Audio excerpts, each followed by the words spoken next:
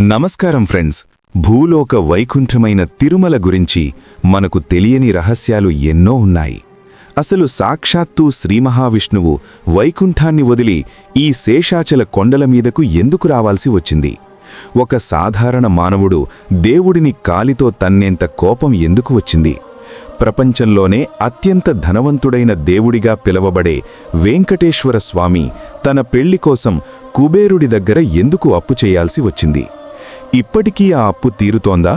అంతేకాకుండా గర్భగుడిలోని విగ్రహానికి నిజంగానే చెమట పడుతోందా? విగ్రహం వెనుక సముద్రపు ఘోష వినిపిస్తోందా?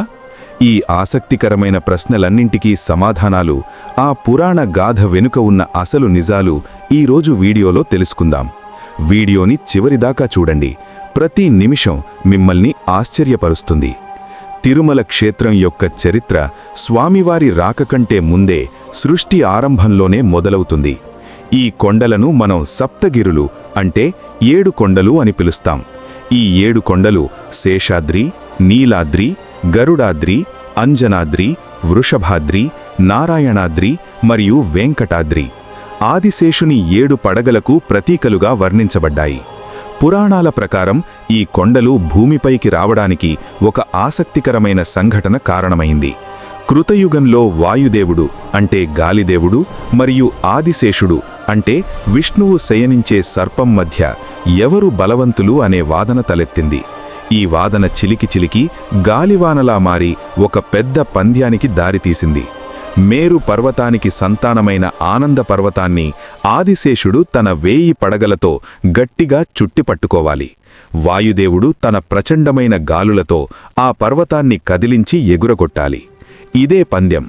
యుద్ధం భీకరంగా సాగింది. ఆదిశేషుడు పర్వతాన్ని ఎంత గట్టిగా చుట్టాడంటే గాలి కూడా చొరబడలేనంతగా బంధించాడు. వాయువు తన సర్వశక్తులు వడ్డి ప్రళయ భీకరమైన గాలులను సృష్టించాడు.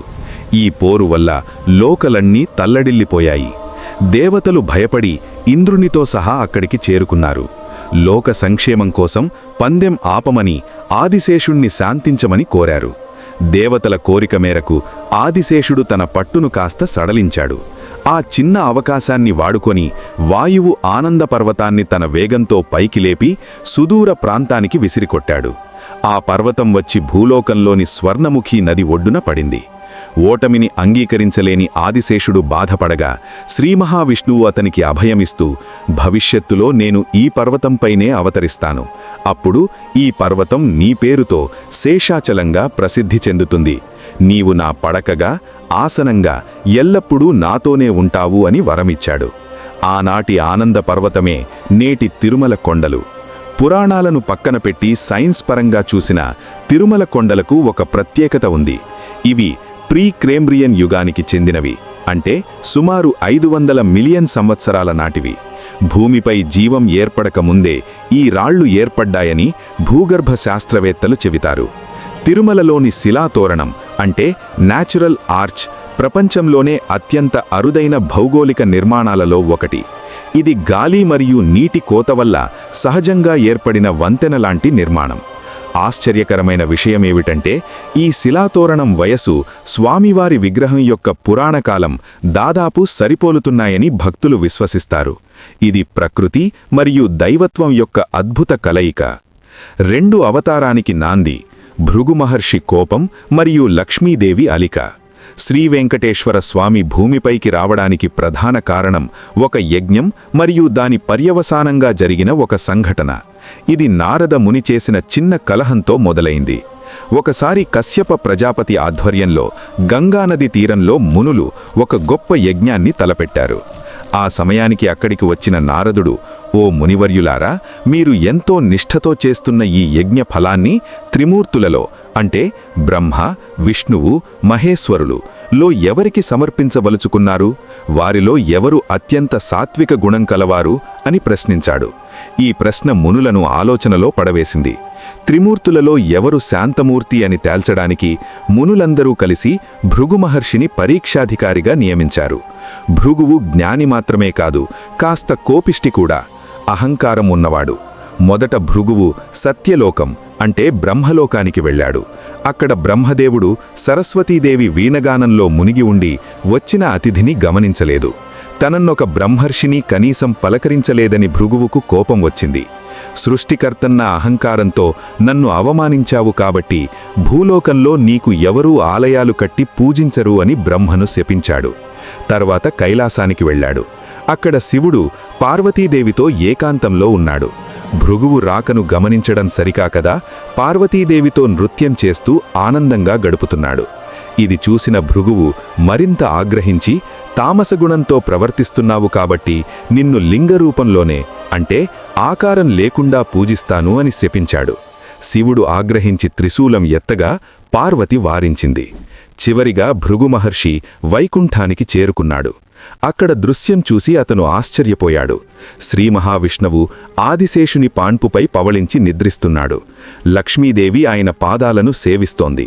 బ్రహ్మ శివుడు దగ్గర జరిగిన అవమానాలతో రగిలిపోతున్న భృగువు విష్ణువు కూడా తన్ను చూసి లేవలేదని భావించి విపరీతమైన కోపంతో విష్ణువు వక్షస్థలంపై తన కాలితో బలంగా తన్నాడు. విష్ణువు వక్షస్థలం సాక్షాత్తు లక్ష్మీదేవి నివాసస్థలం. అక్కడ తన్నడమంటే లక్ష్మీదేవిని అవమానించడమే. అందరూ విష్ణువు కోపిస్తాడు అనుకున్నారు. కాని విష్ణువు చిరునవ్వుతో లేచి భృగువును సాదరంగా ఆహ్వానించాడు. ఓ మహర్షి, కఠినమైన నా వక్షస్థలం తగిలి మీ మృదువైన పాదాలకు నొప్పి కలిగింది కదా, నన్ను క్షమించండి అంటూ భృగువు పాదాలను తన ఒడిలోకి తీసుకొని మెల్లగా ఒత్తడం ప్రారంభించాడు. ఆ స్పర్శలో భక్తి, ప్రేమ ఉన్నాయి. అయితే అదే సమయంలో విష్ణువు ఒక చమత్కారం చేశాడు. భృగువు అహంకారానికి మూలమైన జ్ఞాననేత్రం అంటే ఒక కన్ను అతని అరికాలిలో ఉండేది. పాదాలను ఒత్తుతున్న వంకతో విష్ణువు ఆ కన్నును చిదిమేశాడు. వెంటనే భృగువుకు జ్ఞానోదయమైంది. తన అహంకారాన్ని తొలగించిన విష్ణువు గొప్పతనాన్ని గుర్తించి ఆయనే యజ్ఞఫలానికి అర్హుడని ప్రకటించి వెళ్ళిపోయాడు. విష్ణువు చర్య భృగువును మార్చింది, కాని లక్ష్మీదేవి మనసును గాయపరిచింది. నా నివాస స్థలమైన మీ హృదయాన్ని ఒక మానవుడు తన్నితే అతన్ని శిక్షించాల్సింది పోని సపర్యలు చేస్తారా? ఇది నాకు జరిగిన అవమానం. ఇక నేను వైకుంఠంలో ఉండను అని అలిగి భూలోకానికి వెళ్ళిపోయింది. ఆమె కోల్హాపూర్ అంటే ప్రస్తుత మహారాష్ట్రలో కోల్హాపూర్లో తపస్సు చేయడం ప్రారంభించింది. లక్ష్మీలేని వైకుంఠం విష్ణువుకు బోసిపోయింది. ఆమె వియోగం భరించలేక విష్ణువు కూడా వైకుంఠాన్ని విడిచి భూలోకానికి పయనమయ్యాడు. శ్రీనివాసుడు భూలోకంలో లక్ష్మీదేవిని వెదకుతూ అనేక క్షేత్రాలు తిరిగాడు. చివరికి శేషాచల అడవులకు చేరుకున్నాడు. మనశ్శాంతి కోసం ఒక పుట్టలో తలదాచుకున్నాడు. ఆహారం నీరు లేకుండా దీర్ఘకాలం తపస్సులో మునిగిపోయాడు. ఆహారం లేక చిక్కిపోతున్న స్వామిని చూసిన బ్రహ్మ శివుడు చలించారు. స్వామికి సేవ చేయడానికి వారొక ఉపాయం ఆలోచించారు. బ్రహ్మ ఒక ఆవుగా, శివుడు ఒక దూడగా మారి లక్ష్మీదేవి ఒక గొల్లభామ వేషంలో ఆ ఆవు దూడలను అప్పటి ఆ ప్రాంతాన్ని పరిపాలిస్తున్న చోళరాజుకు విక్రమించింది. ఆ ఆవు ప్రతిరోజూ మేత కోసం అడవికి వెళ్లేది. కాని అది గడ్డి మేయకుండా నేరుగా స్వామి ఉన్న పుట్ట దగ్గరికి వెళ్లి తన పొదుగు నుండి పాలను ధారగా పుట్టలోకి కార్చి స్వామి ఆకలి తీర్చేది. రాజభవనంలో ఆవు పాలివ్వడం పోవడాన్ని గమనించిన రాణి గొల్లవాడిని మందలించింది. ఆవు పాలెందుకివ్వడం లేదు, నువ్వు దొంగతనంగా తాగేస్తున్నావా అని నిలదీసింది. నిజం తెలుసుకోవడానికి గొల్లవాడు మరుసటి రోజు ఆవును రహస్యంగా వెంబడించాడు. అడవిలో ఆవు పుట్టలో పాలు కార్చడాన్ని చూసి అతనికి విపరీతమైన కోపం వచ్చింది. రాజుగారి ఆవు పాలను పుట్టలో పోస్తావా అని ఆవేశంతో తన చేతిలోని గొడ్డలిని ఆవుపైకి విసిరాడు. తనకు పాలిచ్చి సాకుతున్న ఆవుకు దెబ్బ తగలకూడదని పుట్టలో ఉన్న శ్రీనివాసుడు లేచి అడ్డుపడ్డాడు. ఆ గొడ్డలి దెబ్బ నేరుగా శ్రీనివాసుని తలకు తగిలింది. రక్తం ధారగా కారింది. సాక్షాత్తు దేవుడి రక్తాన్ని చూడగానే గొల్లవాడు భయంతో అక్కడికక్కడే కుప్పకూలిపోయాడు. రక్తం కారుతున్న గాయంతో స్వామి బాధపడుతుండగా ఆవు అరుచుకుంటూ రాజు దగ్గరికి వెళ్ళింది.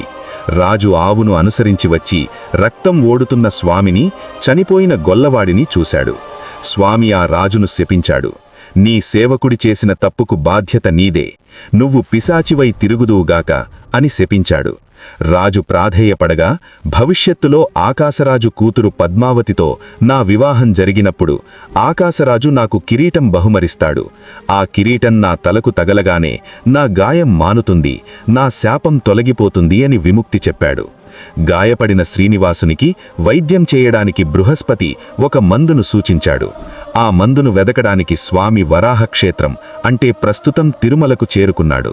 అక్కడ వరాహస్వామి అంటే విష్ణువు యొక్క 3వ అవతారం అప్పటికే క్షేత్రపాలకుడిగా ఉన్నాడు.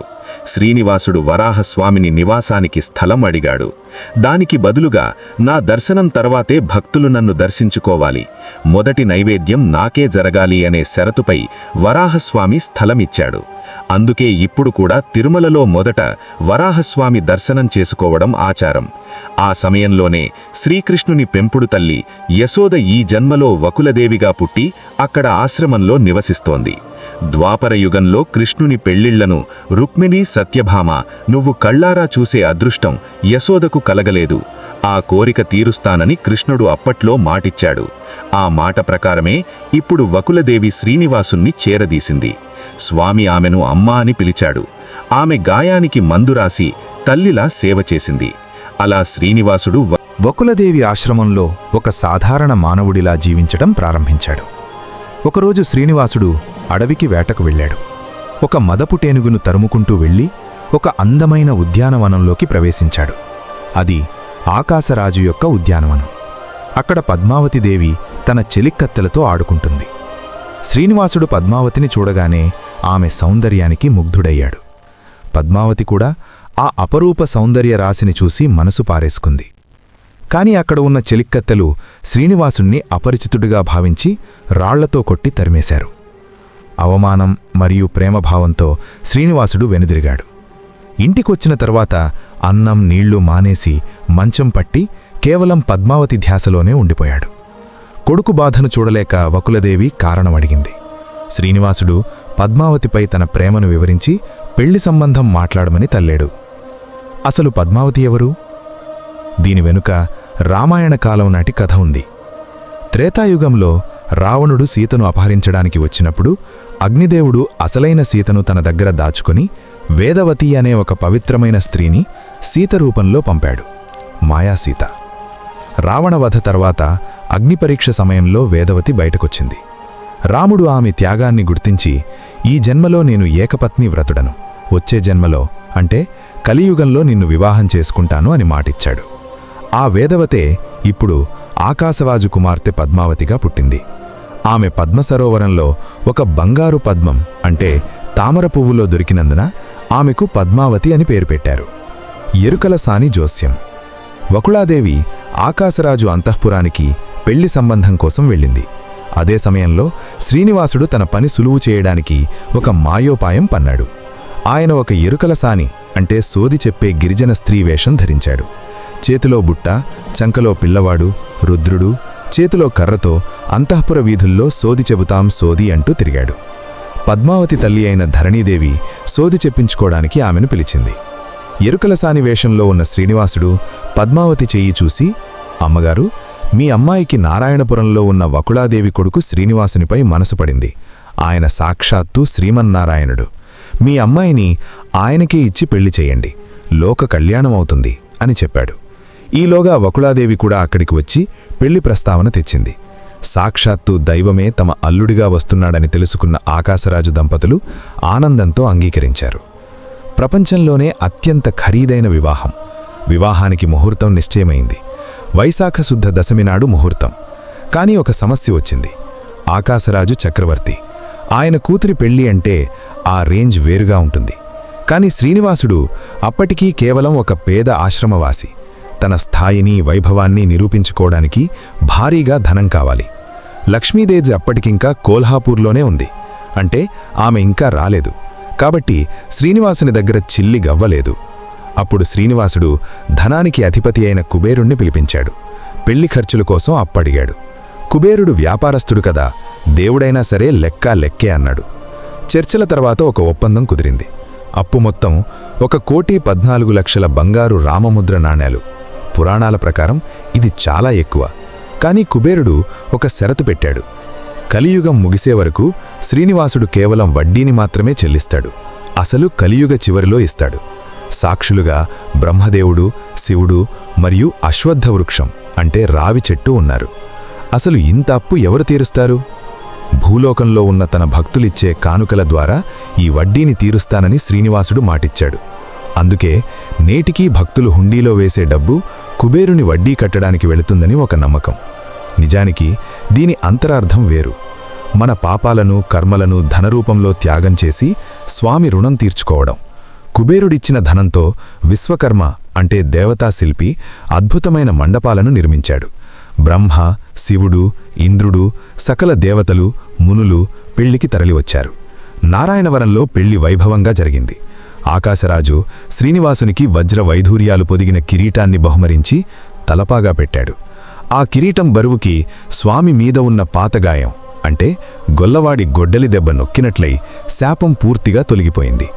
మంగళ వాయిద్యాల నడుమ శ్రీనివాసుడు పద్మావతి మెడలో 3 ముళ్ళు వేశాడు. ఈ కళ్యాణం చూసిన వారికి పునర్జన్మ ఉండదని ప్రతీతి. వివాహం తర్వాత ఆకాశవాణి ద్వారా విషయం తెలుసుకున్న లక్ష్మీదేవి కోల్హాపూర్ నుండి కోపంతో వచ్చింది. శ్రీనివాసుడు ఆమెను శాంతింపజేసి పద్మావతంటే ఎవరో కాదు, నీ అంశే అని గుర్తుచేశాడు. ఇద్దరూ ఒక్కటే అని చెప్పాడు. లక్ష్మీదేవి శాంతించి స్వామి వక్షస్థలంపై అంటే ఎడమవైపు చేరింది. పద్మావతిదేవి అలమేలు మంగాపురంలో అంటే తిరుచానూరులో వెలసింది. స్వామి తిరుమల కొండపై స్వయంభువుగా శిలారూపంలో నిలిచిపోయాడు. అందులో అనంత ఆల్వార్ కథ చాలా ప్రత్యేకం. రామానుజాచార్యులు వైష్ణవ మత గురువు తిరుమలకు వచ్చి పూజా విధానాలను సరిచేశారు. ఆయన శిష్యుడైన అనంతాల్వారును పిలిచి, స్వామివారి అలంకరణ కోసం రోజూ పూలు కావాలి, ఇక్కడ ఒక నందనవనాన్ని పెంచుతావా అని అడిగాడు. గురువు ఆజ్ఞ మేరకు అనంతాల్వార్ తన గర్భవతి అయిన భార్యతో సహా తిరుమల కొండపైకి వచ్చి తోటపని మొదలుపెట్టాడు. తోట కోసం ఒక బావిని తవ్వాలి. అనంతాల్వార్ మట్టి తవ్వి బుట్టలో పోస్తే నిండు గర్భిణి అయిన ఆయన భార్య ఆ మట్టిని మోసి దూరంగా పోసేది. ఇది చూసి తట్టుకోలేక శ్రీనివాసుడు ఒక చిన్న బాలుడి రూపంలో వచ్చి, తాత, నేను మట్టి మోస్తాను, అవ్వ కష్టపడుతోంది కదా అని అడిగాడు. కాని అనంతాల్వార్, ఇది స్వామి సేవ, మేము మాత్రమే చేయాలి అని నిరాకరించాడు. బాలుడు వినకుండా అనంతాల్వార్ భార్యకు సహాయం చేయడం మొదలుపెట్టాడు. ఇది గమనించిన అనంతాల్వారికి కోపం వచ్చింది. చేతిలో ఉన్న ఇనుప గడ్డపారను విసిరి ఆ బాలుడిని కొట్టాడు. ఆ దెబ్బ బాలుడి గడ్డం తగిలి రక్తం కారింది. బాలుడు పారిపోయి ఆలయంలోకి వెళ్లి మాయమయ్యాడు. రాత్రి అనంతాల్వార్ అర్చకులతో కలిసి గర్భాలయంలోకి వెళ్లి చూడగా విగ్రహం గడ్డం నుండి రక్తం కారుతోంది. తన గడ్డపారతో కొట్టింది సాక్షాత్తు స్వామినే అని గ్రహించిన అనంతాల్వార్ పశ్చాత్తాపంతో కుమిలిపోయాడు. గాయాన్ని మానపడానికి పచ్చకర్పూరం అద్దాడు. ఈ సంఘటనకు గుర్తుగా ఇప్పటికీ స్వామివారి గడ్డంపై పచ్చకర్పూరం చుక్క పెడతారు. అలాగే అనంతాల్వారు విసిరిన ఆ గడ్డపారను ఇప్పటికీ ఆలయ మహాద్వారం లోపలి కుడివైపు గోడకు వేలాడదీసి ఉంచారు. భక్తులు లోపలికి వెళ్లేటప్పుడు దీన్ని గమనించవచ్చు. తిరుమల ఆలయ రహస్యాలు సైన్స్కు అందని అద్భుతాలు. తిరుమల ఆలయం చుట్టూ అనేక రహస్యాలు, నమ్మకాలు ఉన్నాయి. ఇవి శతాబ్దాలుగా భక్తులను ఆకర్షిస్తున్నాయి. నిజమైన జుట్టు. స్వామివారి విగ్రహానికి ఉన్న జుట్టు కృత్రిమమైనది కాదని, అది నిజమైన జుట్టని నమ్ముతారు. అది ఎప్పుడూ చిక్కుపడదట, చాలా మృదువుగా ఉంటుందట. గర్భాలయం లోపల రాతి గోడల మధ్య చాలా చల్లగా ఉంటుంది. పైగా స్వామి విగ్రహం శిలరాయి. కాని స్వామివారికి ఉదయం అభిషేకం చేసిన తర్వాత పట్టు వస్త్రంతో తుడిచేటప్పుడు విగ్రహంపై సన్నని నీటి బిందువులు, చెమట ఏర్పడతాయని ప్రధాన అర్చకులు అనేక సందర్భాల్లో చెప్పారు. స్వామివారి శరీర ఉష్ణోగ్రత కూడా మనిషికున్నట్లే 110 డిగ్రీల ఫారెన్ హీట్ ఉంటుందట. సముద్రపు ఘోష. గర్భగుడిలో నిశ్శబ్దం ఉన్నప్పుడు స్వామివారి విగ్రహం వెనుక చెవిపెట్టి వింటే సముద్రపు అలల శబ్దం, ఓషన్ వేవ్ సౌండ్ వినిపిస్తుందని చెబుతారు. విగ్రహం వెనుక వైపు ఎప్పుడూ తేమగా, డాంప్నెస్ ఉంటుందట. ఎంత తుడిచినా ఆ తేమ పోదట. పచ్చకర్పూరం మహిమ. సాధారణంగా పచ్చకర్పూరం, గ్రీన్ క్యాంఫర్, ఒక రకమైన రసాయనం. దీన్ని ఏదైనా సాధారణ రాయికి, గ్రానైట్ రోజు పూస్తే ఆ రాయి రసాయన చర్య వల్ల కొన్నాళ్లకు బీటలు వారి పగిలిపోతుంది. కాని వేల సంవత్సరాలుగా స్వామివారికి నిత్యం పచ్చకర్పూరం నామం పెడుతున్నా ఆ విగ్రహానికి చిన్న గీత కూడా పడలేదు. ఇది ఏ రకమైన శిల అనేది ఇప్పటికీ భూగర్భ శాస్త్రవేత్తలకు అంతుచిక్కని ప్రశ్న. దీపాలు. గర్భగుడిలో స్వామివారి ముందు వెలిగే దీపాలు అఖండ జ్యోతి. ఎప్పుడు వెలిగించారో, ఎవరు వెలిగించారో రికార్డుల్లో లేదు. అవి గాలిచోరని గర్భగుడిలో కూడా నిశ్చలంగా వేల ఏళ్లుగా ఆరిపోకుండా వెలుగుతూనే ఉన్నాయి. చూశారు కదా ఫ్రెండ్స్, ఇది మన కలియుగ వైకుంఠ దైవం ఆ ఏడుకొండలవాడి దివ్య చరిత్ర. యుగాలు మారినా, తరాలు మారినా తరగనిది ఆ స్వామి మీద భక్తులకున్న నమ్మకం ఒక్కటే.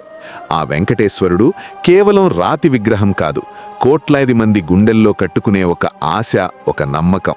కష్టాల్లో ఉన్నప్పుడు గోవిందా అని ఒక్కసారి పిలిస్తే చాలు, నేనున్నానంటూ అభయమిచ్చే ఆపద మొక్కులవాడు ఆయన. ఈ వీడియో చూశాక స్వామివారిని ఒక్కసారైనా దర్శించుకోవాలని అనిపిస్తుంది కదూ. మీరెప్పుడైనా తిరుమల వెళ్లారా?